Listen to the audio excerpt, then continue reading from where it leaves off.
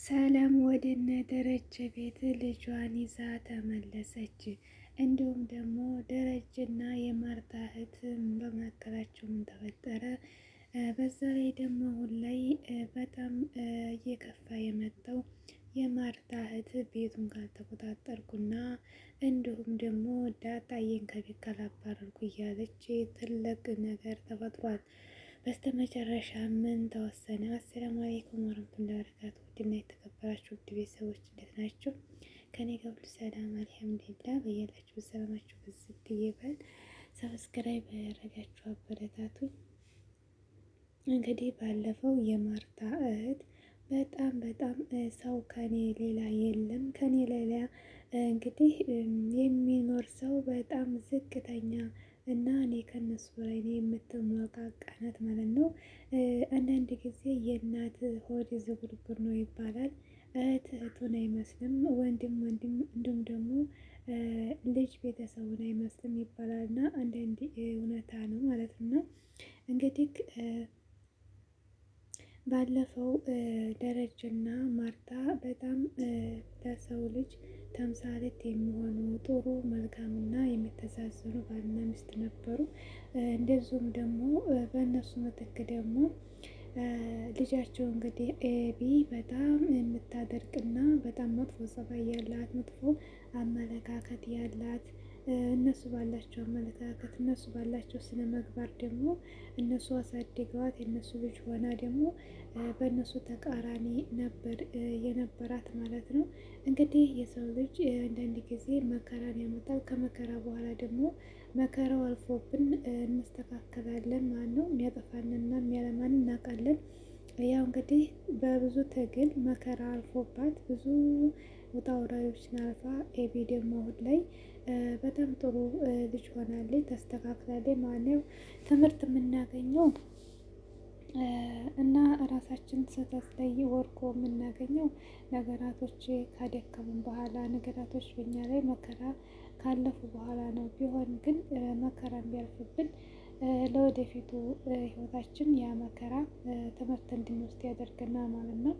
ኤቢ እንግዲህ አሁን ላይ ተስተካክላለች። በፊት እንግዲህ እንደዛ ስትሆን አሁን ላይ የአባቷን ነገራቶች አባቷን ከሚጨነቅበት ነገር ተጎን ሆና የአባቷን ችግር እንደ ችግሯ እያየች ነው ማለት ነው። እና እንግዲህ እናቷ አያወቀችም እስካሁን ዳጣ መሆኗን እንግዲህ አውቃለች። ሚስጥሩን ደብቃለት አሁን ድረስ ውስጧ ቢጎዳም ግን እናቷ አለመስማቷ በጣም ውስጧ ተጎድቷል። ነገር ግን ደግሞ አባቷን ደግሞ የእሷ መሆኑና የእሷ ችግር መሆኑ ተረታ። አባቷን ተረታ። እንግዲህ ሚስቱን ውስጧ እንደደበቀች ናት ማለት ነው። በዛ መካከል እንግዲህ ምን ተፈጥሯል? ማርታ እህቷን አምጥታለች ከውጭ ሀገር እንግዲህ መታለች ማለት ነው። እናም እንግዲህ ስትመጣ በጣም ስነ ምግባር ያነሳትና እንዲሁም ደግሞ ሰዎችን ዝቅ አድርጋ የምታይ ጸባይ የሌላት ነው ማለት ነው።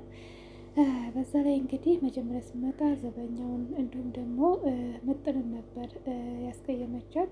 እንዲሁ እያለች ደግሞ ወደ ቤት ገባች። ልጆቹንም እንግዲህ ያስቀየመች ትገኛለች።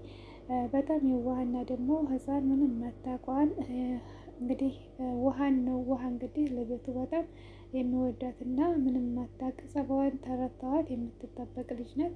እሷ ግን ሀታ እንግዲህ ውሃን ራሱ አልወደደቻትም። ማነው የቶቿን ልጆ የራሱ የተጣየፈና በመጥፎ አይን እያየች ነው ማለት ነው። ደረጀ ደግሞ እንግዲህ በልጆቹ በጣም ለልጆቹ ከበደታሩ እንዲሁም ደግሞ ለሚስቱ በጣም የሚጨነቅ ሰው ነው።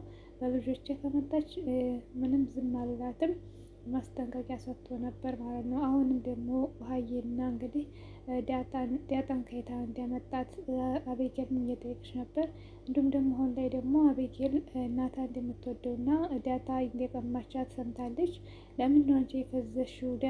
ዳጣ ትናንትና ተመንገድ መታ ምወጂው ልጅ ስትቀማሽ መሆነሻል። እንዲሁም ደግሞ የማናልሽ ከውጭ ወልዶ አምጥቷን ነው። እህቴ ግን ምን ሆና ነው? በቃ እኔ ማወቅ አለብኝ፣ እህቴም ደግሞ ማወቅ አለባት። ይህን ነገር ችሊ ደግሞ ዳጣን ደግሞ አሳብደን ወደ ውጭ እናዋጣታለን ከስከ ቤት የቀማችሽንም ወንድ ልጅ እንግዲህ ናታን ደግሞ ምቶቹን አስታረጊያለሽ መሆንሽ ነው ነቃበይ ምናምን እያለች እንግዲህ ወደ መጥፎ ነገር እየወሰወሰቻት ነው ያለችው ኤቢ ማለት ነው። ኤቢ ደግሞ አሁን ላይ ታስተካካለች። የዳጣን እምነትነት ተቀብላ እንደ እህት እያማከረቻት እንዲሁም ባለፈው ዳጣም እሷም ክላስ ገብተው ተገናኝተው እናቲቱን አላወራም ብላ ዳጣ ጋር አባታችንም መጎዳት የለበትም እናታችን እያለን ግን እናታችን ደግሞ ብትጎዳ እናትሽ የምትጎዳ አባትሽ የምትጎዳ እና ለአባታችን ስንል ይህ ሚስጥር እንዲያብቅ እሱ ራሱ ይንገራት እያለች ዳጣና ኤቢ አሁን ላይ እህትና እህት ሆነው ተዋውቀው እየኖሩ ይገኛሉ ማለት ነው። የአባታቸው ሚስጥር ይዘው እናም እንግዲህ የማርታ እህት በጣም ጠግባለች። ሰላም ደግሞ እንግዲህ ማሻላ ወልዳለች ማለት ነው። ወልዳ